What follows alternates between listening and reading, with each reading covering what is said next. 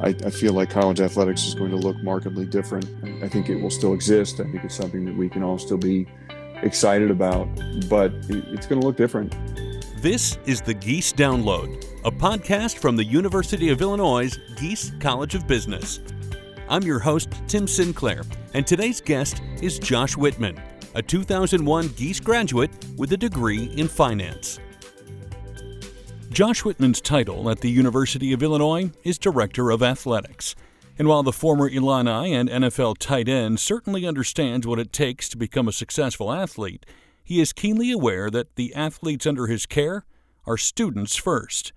Both of Josh's parents were teachers, and balancing sports with school was a lesson they taught him long ago.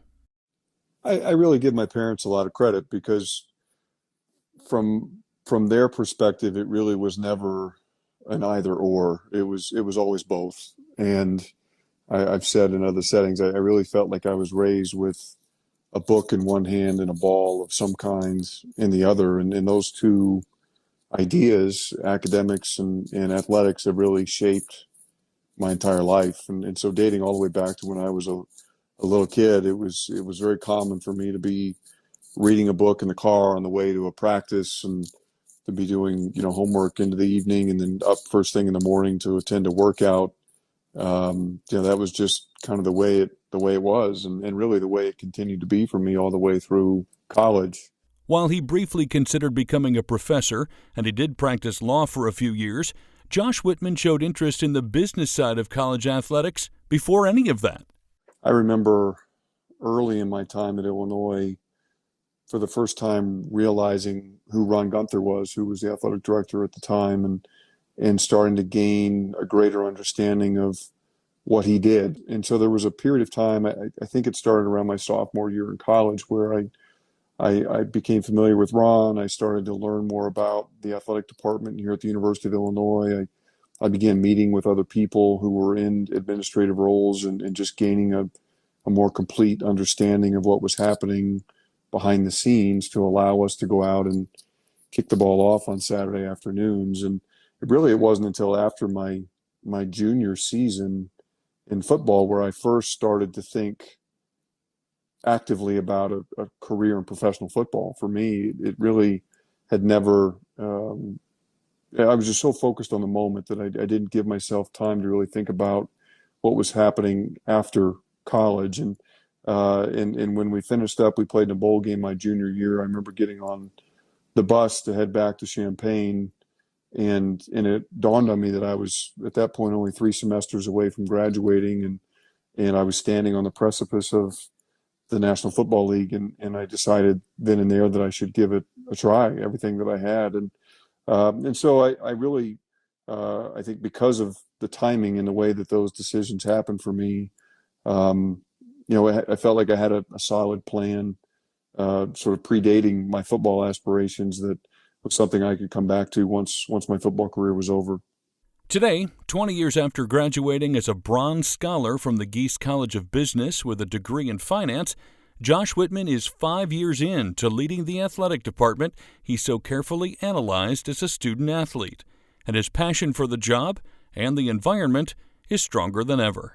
I just love college athletics, and I know that it's become very popular to be cynical of especially major college sports. But I think if people really had the opportunity to sit in my chair and to be in the meetings that I'm in and to interact with the people I interact with every day, they would have a renewed appreciation and enthusiasm about the core of college athletics. I think at the end of the day, we are educators. We are in the business of preparing young people for a successful life. And we believe that one very valuable tool to use in that growth process is the crucible of competition, that the opportunity to go out and compete at a high level, to do so with some pressure and some stress, to do so with great visibility on both your successes and your failures, has the opportunity, when it's handled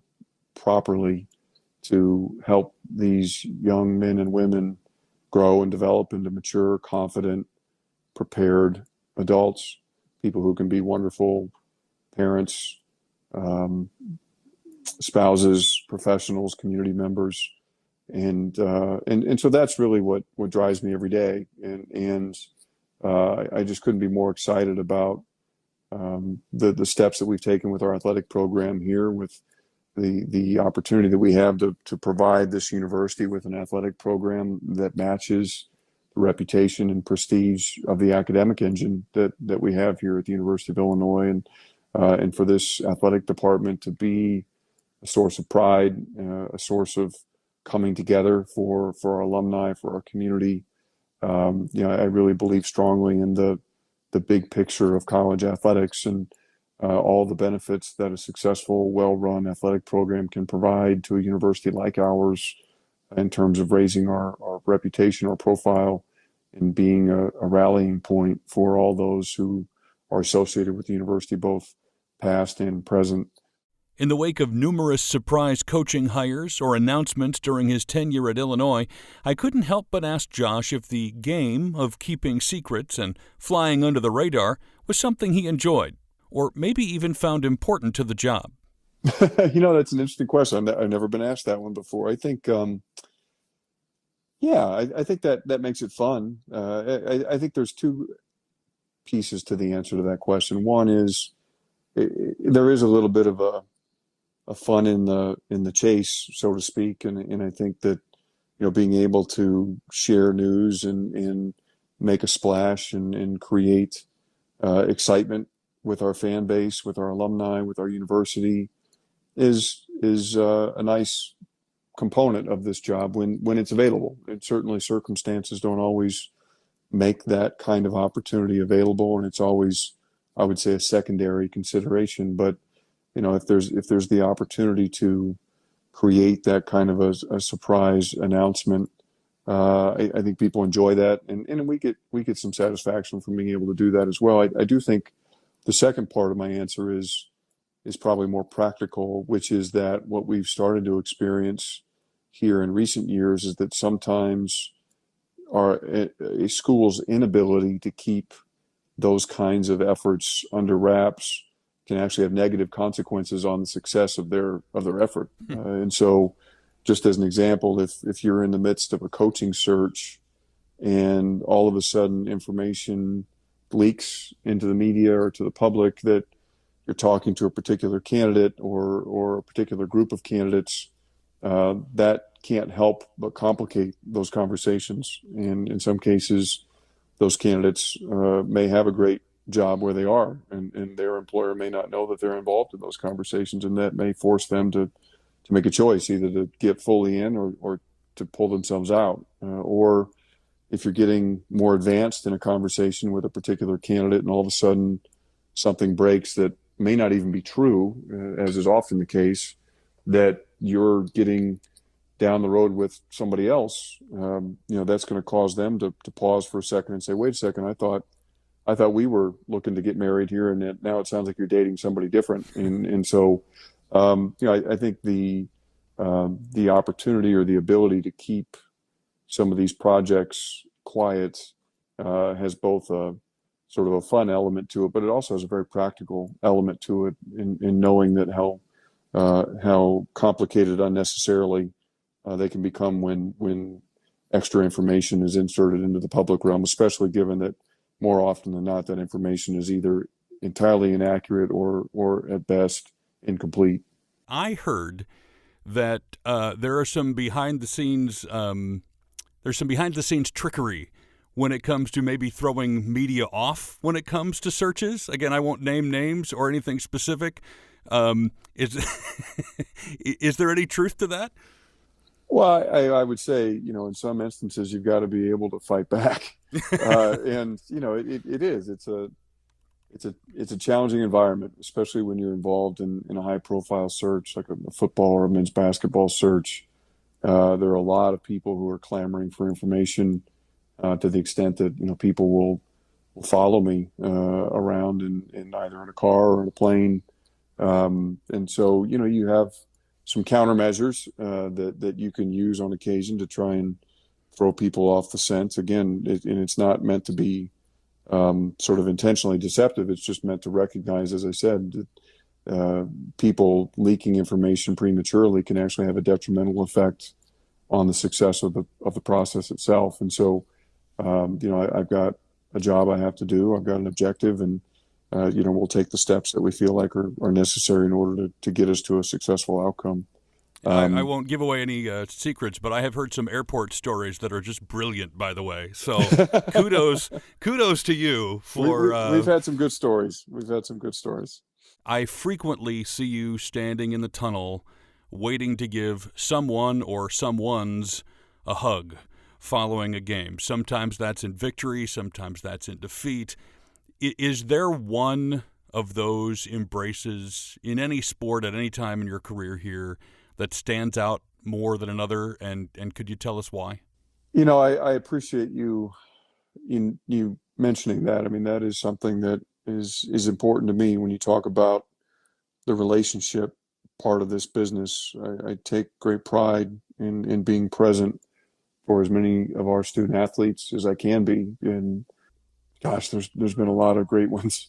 I remember after we beat Wisconsin in football, Andrew Hayes Stoker, who was our wide receivers coach at the time, we hugged each other so hard that we kind of bounced off each other and fell off and fell to the ground. I remember, after we beat Michigan State in football to clinch the bowl berth and head to the Red Box Bowl. I remember I was on the field and we were at Michigan State. Michigan State is surrounded by a wall.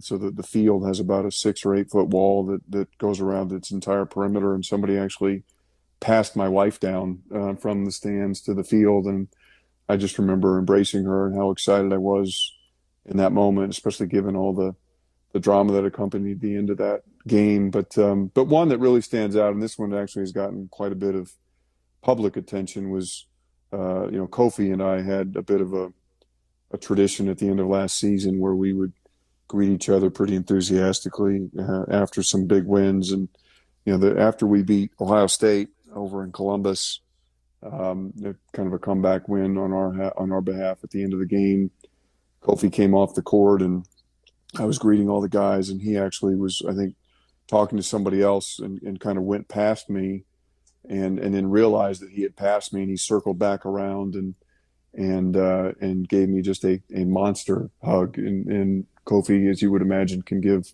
just about the biggest hug anybody can imagine. And the emotion of that moment for all of us associated with the basketball program. But Kofi and I have a very special connection, and being able to share in that moment with him. And we put that video on social media, and I think it's maybe the most viewed tweet that I've ever put out. And last time I looked, I think it had been viewed maybe close to 1 million times. And it just I think speaks to him and to me, and just to the relationship that we've had, and how special that particular moment was. While there have been plenty of mountaintop moments with coaches and athletes over the last 5 years, when I asked Josh what things in life truly made him smile, his answer had nothing to do with the university. My kids. It's really been interesting to kind of reflect on how my life has changed since Tate and Will came into it. Will just turned 3 this past weekend, and Tate will turn 5 in September. And this can be a fairly pressure-filled position, and it comes with a lot of emotional highs and lows, and a lot of long hours, and missed dinners, and being gone on the weekends. And it's always nice to know that no matter what happens during a particular game or during a particular day, when I go home, they're going to be there, and they're going to be excited to see their dad. And their laugh, their smile, just watching them together, whether it's reading a book or playing in the backyard. That's something that gets me going every day. And I just can't. It's just funny how quickly you transition from being so entirely self-absorbed to being so entirely selfless, and having the privilege of being their dad is something that really has transformed my entire life. Anything make Josh Whitman cry? When Hallmark movie or? um, Yeah, lots. I think people who work with me every day will tell you that I'm actually a pretty emotional person. I just really appreciate the hard work and the contributions and the sacrifices of everybody who's involved in this program, in particular our coaches, our staff, and our student athletes. And they all know that for me, and I hope for many of them, this is a very personal experience, and this is not a job. My mom was as you mentioned, was a school teacher, and she taught in the local schools where I grew up for 41 years. And when she retired, I remember she spoke to her colleagues on her last day and said, I never worked a day in my life. I just always got up and went to school. And for me, that this feels very much the same way. I don't really see this, I hope I never do, as a job. This is a calling. This is something that I feel very privileged and fortunate to be able to do every day. And I feel every day a sense of responsibility. And so when I see other people approach their work with that same kind of passion, that same level of commitment, that same kind of enthusiasm, I can't help but just be overcome on occasion with how much gratitude and appreciation I feel for their sacrifice and for all that they do to help make us successful. Is a 6'4" former NFL player, lawyer, and head of a Big Ten athletics program afraid of anything? I had to ask. Today, I mean, what keeps me up at night is really just contemplating the future of college sports. I think that we are at a crossroads. I've said this in other settings. I feel like this year is shaping up to be one of the most transformative years in the history of college athletics, and certainly it won't. The the things that are started this year will not completely resolve themselves before the year's over, but over the next 3 to 5 to 8 years, I feel like college athletics is going to look markedly different. I think it will still exist. I think it's something that we can all still be excited about, but it's going to look different. We have a lot of factors that any one of them in isolation would be a big deal, but you put all of them together and it creates this seminal moment in the history of college sports. And I'm talking about name, image, likeness, and open transfers, and the fallout from the recent Alston decision issued by the Supreme Court, and expansion of the college football playoff, and now conference realignment, and the evolution of media and how that's changing the way that people consume sports, and then of course the COVID-19 pandemic and the financial fallout from that, which will have a long tail to it as well. Like I said, you throw any one of those factors in isolation, you've got a big issue to address, but you put all of them sort of coming together and intersecting at the same moment, and you've got kind of this big bang moment in college athletics, and it'll be really interesting to see what emerges on the other side. Overall, do those things seem like positives or negatives to you? Is that even an answerable question? I think it is an answerable question. I think, like most things in life, a lot of it depends on the lens that you look through. And I think that if you choose to look through a particular lens, you could see all those things as a negative, as a challenge for college athletics. I think if you choose to look at them through the lens that I try to wear most days, you see them as a positive. You see them as an opportunity. And so I think it's really encouraging to be at a place like Illinois, to be involved in a conference like the Big Ten, knowing that your voice matters, knowing that you have the opportunity to provide some influence on how some of those issues are ultimately resolved, knowing that we will continue to have the best interests of our student athletes at heart, knowing that we are committed to continuing to remain a vital component of the educational experience of our student athletes, but also of the entire experience of our university and our community. So I think when you face these critical decisions, when you come to these forks in the road, it's probably more important than ever that you come back to what are our values, what is our identity, what are the things that are absolutely most important to us, and allow those things to help us navigate the murky waters that are in front of us. And so I think it's an exciting time in college sports. It's certainly unsettling. It brings with it some anxiety just because of how many unknowns are involved. But we've got great leadership in college athletics.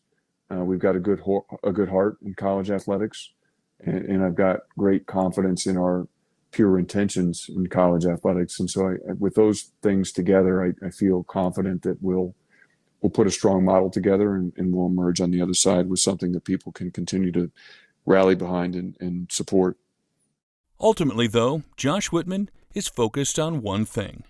I dream about championships. I dream about Big Ten titles and NCAA championships. I dream about seeing our football team run onto the field at the Rose Bowl. I dream about our basketball team cutting down the nets to go to the Final Four. I think that, I dream about Mike Small being able to ring the bell and finally take home that national title that he has been so close to so many times. I think that it's every sport, being sure that we provide that high level opportunity. But yeah, when I'm out on a long run or sitting on a Peloton for a long period of time, that's where my mind sometimes goes, is daydreaming about those moments when we get to ring the bell, when we get to say that we've reached the top of the mountain, and we're proud not only of the accomplishment but also of the process that we used to achieve it. And this coming season, after COVID and a high-profile coaching change, Whitman is as optimistic and excited as ever. Obviously, looking forward to the opening of the Brett Bielema era. He's come on board and just brought tremendous energy and enthusiasm to our football program. But really, my excitement just goes so much deeper than that. And I'm thrilled that we'll have people back in the stands and that they'll be able to rejoin us and continue to participate in the great tradition of Fighting Illini athletics. While he might not have known it at the time, Josh definitely knows now that his time at the University of Illinois and the Gies College of Business thoroughly prepared him to lead, with his head and with his heart. In Gies, the whole economics curriculum for me was just this entirely new realm that required a lot of attention and focus, and all those things together I think have certainly helped form who I am today and continue to inform the work that I do on a daily basis here for the university. And what would he say to students still considering where to go to school? Knowing that there is going to be a group of people here who will be invested in each and every student and helping them identify a path that's individualized for them, that they're going to be furnished with the tools to really conquer any challenge that's put in front of them. And I think when you combine the quality of the education that occurs inside the classroom with the level of connectedness and the quality of the relationships that you find outside of the classroom, and then you layer on top of that our alumni and the incredible success that people who have earned that diploma from Gies have gone on to and enjoyed in the world, and that connectedness that reflects back into the college, to me, it's just an unbeatable equation, and one that I know our staff and faculty over at Gies are sharing every day with prospective students. But it's an incredibly special place, and I think the secret is out, and I just couldn't be prouder to be an alumnus of the college, and more excited about the future direction that it's headed, and the contributions that the college and its graduates will continue to make to society. I think we're just beginning to scratch the surface, and that's something that I know all of us who have a direct connection to the Gies College of Business take incredible pride in. It's a program that'll change your life. And few know that better than Josh Whitman. Be sure to join us for the next Gies Download. In the meantime, you can learn more about Gies College of Business at giesbusiness.illinois.edu.